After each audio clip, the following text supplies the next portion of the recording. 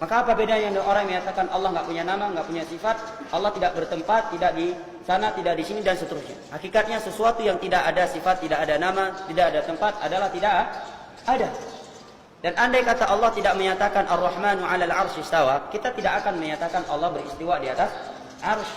Dan arsy itu tidak, dan istiwa itu jangan diterjemahkan bersemayam. Menerjemahkan istiwa dengan bersemayam salah satu kekeliruan yang sangat fatal dalam pembahasan akidah.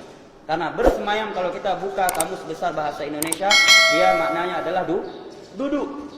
Ulama salaf menyebutkan makna istiwa adalah 4 makna. Ala, al-ulu, was-su'ud, ya, wa qasada, wastaqarra. Meninggi, ya, mengatas, ya, naik, menempat, ya, menetap, ya, dan menuju. Tidak ada kalimat duduk di situ.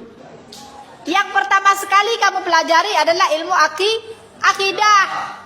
Akidah yang benar itu adalah akidah ahli sunnah wal jamaah. Kenali Allah, kenali Tuhanmu. Allah mawjudun bila makan. Allah exists without a place. Allah ada tanpa tempat. Laisa kamitslihi syai'. Nothing is like Allah in any way. Allah tidak menyerupai sesuatu pun dari makhluknya, baik dari satu segi maupun semua segi. Mahma tasawwarta bibalik fallahu bi khilafi dzalik. Apa-apa yang terlintas di benak kamu, maka Allah tidak seperti itu. Jadi jangan pernah kamu bayangkan Allah itu seperti manusia, berbentuk, punya kaki, punya tangan, turun setiap malam di sepertiga malam, duduk di atas arasy. Jangan pernah kamu berpikir seperti itu.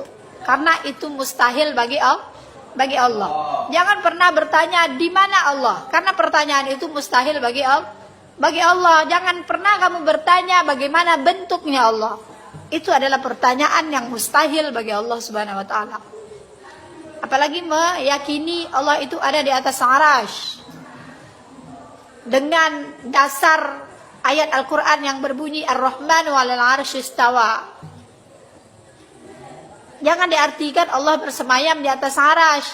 Akan tetapi artinya adalah Allah menguasai arasy. Bukan arasy saja, tapi menguasai seluruh alam semesta. Karena Allah yang menciptakan. Istawa di dalam bahasa Arab itu ada 15 artinya. Jadi ada ayat-ayat Al-Quran yang mutasyabihat, yang harus ditakwil, yang harus diartikan dengan ilmu nahu sorof, ditafsirkan. Jadi istawa itu di dalam bahasa Arab 15 artinya. Yang layak diartikan untuk Allah Subhanahu wa taala itu adalah koharo, menguasai.